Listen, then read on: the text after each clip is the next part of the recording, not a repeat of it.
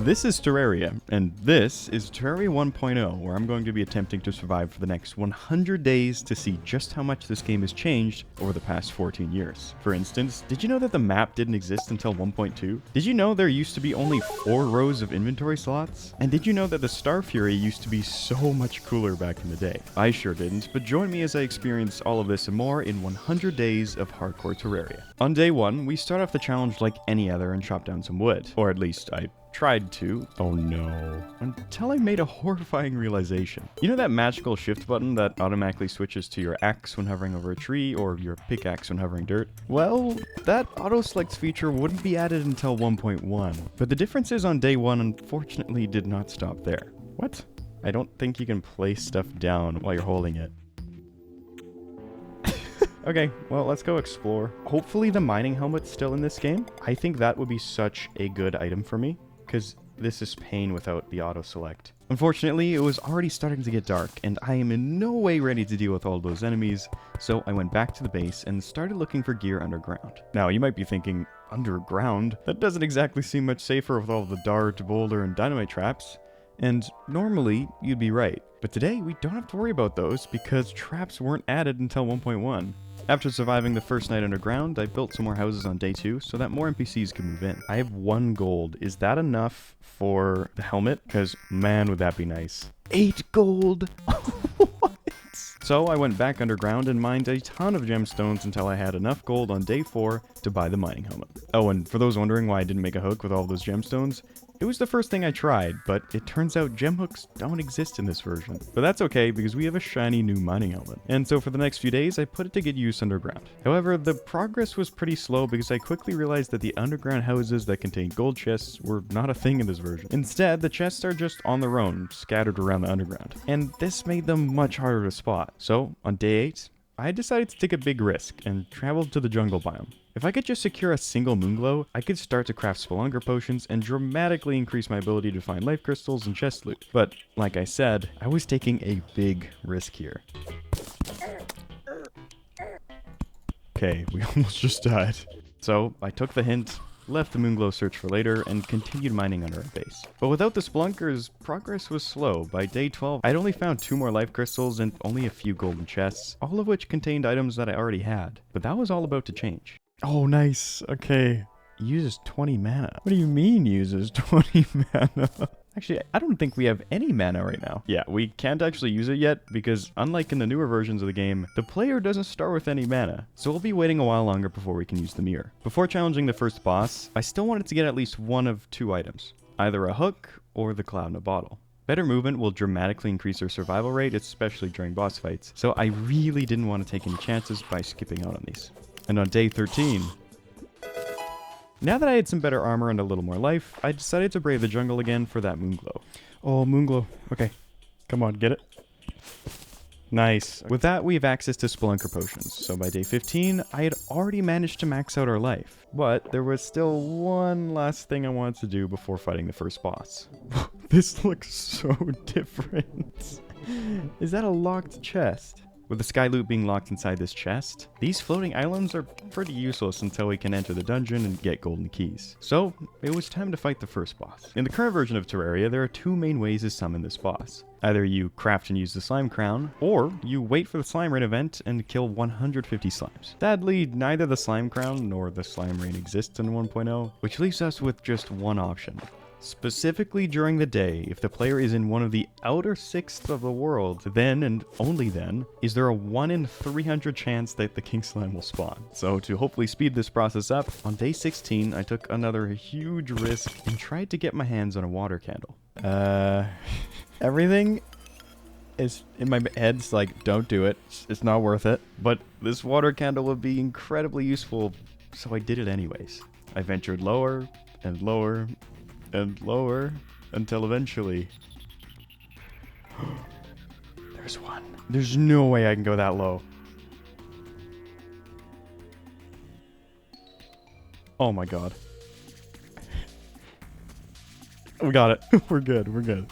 And it was a good thing I got this water candle because it still took 5 whole days of AFKing before the king slime would spawn in. Oh, it spawned finally. Okay. We have our buffs. Let's go. Can it not drop through this platform? I don't think it can. As you can see, King Slime wasn't exactly the brightest boss back in the day, and by this point I managed to get a few mana stars, which means that we can actually use our water bolt now. So this boss was a piece of cake. Seeing that old King Slime sprite hit me with a huge wave of nostalgia from back when I first played the game in 1.2. So on day 22, I decided to go after my favorite Terraria weapon from when I was younger. I traveled to the Corruption, blew up a Shadow Orb, and got the musket. Not that the musket was my favorite weapon or anything. I just need this in my inventory so that the arms dealer can move in, an NPC who sells the mini shark. But it is 40 gold. I forgot how expensive this thing is. We are at 20. So I went back to the mines and searched for more gemstones to sell until we had enough gold on day 26 to buy the mini shark. And the Eye of Cthulhu volunteered to be the first test dummy. There you are. Oh yeah. It's just so cool. Wow. That thing got shredded. Now, as cool as the mini shark is, admittedly, it's not the weapon you want to be using against the Eater of Worlds. The water bolt, on the other hand, would absolutely tear the Eater apart. So on day 27, I traveled back to the jungle to try and get some jungle armor. Once there, I found a band of regen, a cloud in a bottle, and tons of spores, stingers, and vine that we'll be needing for the jungle set. But that's not actually all. We also needed the full silver armor set and one of every gemstone. But after 2 whole days of grinding out all the ingredients, on day 29, we could finally craft a new armor set. But before challenging the Eater of Worlds, that tiny mana pool needs addressing. So I built a sky bridge to make the fallen star farming a little easier for us. However, I still needed something to do during the day. So I started building a piranha farm to try and get the Robo Hat. Why did I care about the Robo Hat? Well, I've always taken an interest in collecting rare items in video games, and as far as I can tell, the 1 in 500 drop rate for the Robo Hat makes this the rarest drop in this version of the game. And on day 33... Oh, I think we got it. That wasn't bad at all once we got the farm going. Oh my god. Oh, and if you were hoping to see some bad luck-induced misery, don't worry, you won't be waiting much longer. There was one last item that I wanted to get before fighting the Eater of Worlds, and that item is the rocket boots. So I summoned and defeated the Goblin army. Normally at this point I'd search underground, find the Goblin Tinkerer, and buy the boots. However, the Goblin Tinkerer doesn't exist yet, so how do we get the boots? Well, it turns out it has a small chance to drop from any of the goblins during the invasion. So I built a good old-fashioned AFK volcano farm and farmed out some more tattered cloth for a few days until I could do the event again. But that event came and went and I had no rocket boots to show for it. It took anywhere between 2 to 4 days to farm up enough cloth for the battle standard, so every attempt without these boots took a big toll on my mental. From what I could gather from various old Reddit threads, these boots dropped at a rate of 1 in 400. There are 100 goblins in each invasion, so it should take about 4 invasions to get them. The keyword there is should. I defeated invasion after invasion after invasion. What? How does this make any sense? Until over 30 days later on my 11th invasion. Oh, yes! Oh, it's over. Now, you might be thinking to yourself, 30 days of farming, there's no way that one accessory was worth it. But I couldn't disagree more. Wings don't exist yet in this version of Terraria, so this is the closest accessory we can get to that. But more importantly, it solves my biggest, most rage-inducing issue with this version of the game. I'm sure you've noticed it by now, but just in case you haven't, have a look at this footage. In the modern version, our character walks seamlessly past the 1 block height difference. But in 1.0, every time there is a 1 block difference in height, you are completely halted, requiring you to jump every single time there's any change in block height. That makes it nearly impossible to keep up your momentum when you're traveling anywhere, as you're constantly reset back to a standstill. Oh, it's so good. Wow, I've never appreciated this accessory so much in my life. But now that we finally have our fancy new rocket boots, it was time to fight the Eater. There we go. Oh, we've already split it, which is not good. Look at it just get melted. And yeah, with the water bolt, this didn't even feel like a boss fight with how fast it died. Using the shadow scales that dropped by the boss, I crafted a pickaxe and the shadow armor. So when you use the rocket boots, specifically with the shadow set, the glow turns purple, which is really cool. It actually still does this, however, I wouldn't be surprised if some of you watching didn't know about it, because the effect doesn't work with any of the rocket boot upgrades, and I can't even remember the last time I equipped this accessory without first combining it with my Hermes boots. I've gone ahead and made a ton of suspicious looking eyes, and we're gonna farm them for gold, because we are going to get a new weapon. However, while farming the eyes, we got our first meteorite. so I took a brief intermission to go find it. And I looked everywhere for this thing. Both sides of the world, both oceans and corruptions, even our sky island. But this meteorite was nowhere to be found. But on day 67, our search would finally come to an end. No, not like this. No meteorite for us, so I went back to farming for our next weapon. Using the gold I farmed from the Eye of Cthulhu, I bought the illegal gun parts off of the arms dealer. I then spent a few days farming mandibles until I had enough materials on day 71 to craft the sandgun. I planned to use this weapon against Skeletron for old time's sake, but to my dismay, I noticed that this is a very different sandgun than the one that I used to beat the entire game with a few years ago. You see, instead of 30 damage, this version of the sandgun deals just 10. And to make matters worse, its fire rate is also slower, so this weapon is just significantly worse than our mini shark. So instead, I dug all the way down to hell to hopefully find a new weapon there. And while the game has been very manageable for the past few days, this is by far the most dangerous location in version 1.0. The enemies have tons of health, hit hard, burn you, and worst of all, you're perpetually one hit away from getting knocked into the lava and back to the character creation screen. So I had to be on high alert here. Wow, look at the hell forge. How do we get it? So I think we need the better hammer. I'll try this, and it works. Okay, never mind. And while we were down there, I stumbled across something I had never seen before in this game. What?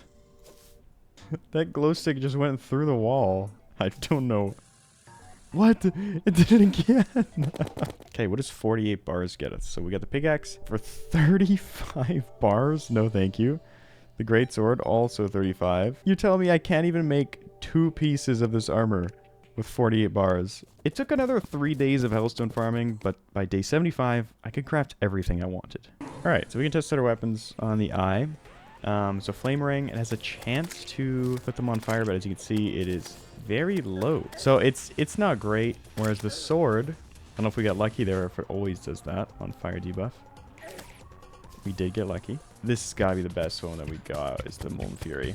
Very strong bow. But to be honest, I think, weirdly, this mini shark is better than all of them. Significantly. I honestly forgot how good the mini shark is in a normal setting. I was genuinely shocked to see how viable this weapon was this late into the game. And so with our mini shark and molten armor, I made my way to the dungeon on day 76, built a small arena, and fought Skeletron. And it was evident that we have gotten incredibly powerful. Despite the lack of reforges in this version, I was still taking next to no damage and dealing a ton myself. Yeah, still my favorite weapon out of everything we've used. Let's head into the dungeon. I found loads of really old looking weapon sprites here, some of which I didn't even recognize. I was wondering what that was. That has changed so much. But honestly, what I was most excited for was some extra golden keys so that I could finally see what was locked away inside those Sky Island chests. So we have 3 keys to use. And we get the horseshoe. Okay, that is huge. Again, one of the only ways I die in this playthrough at this point is if we die to fall damage. So I will be putting that on. Oh, okay, Star Fury, nice. 16 magic damage. I guess that kind of makes more sense to melee if you think about it. It's a sword, but fits the bill. What? Does this use... It does use mana. It's like the Star Wrath. Oh my god.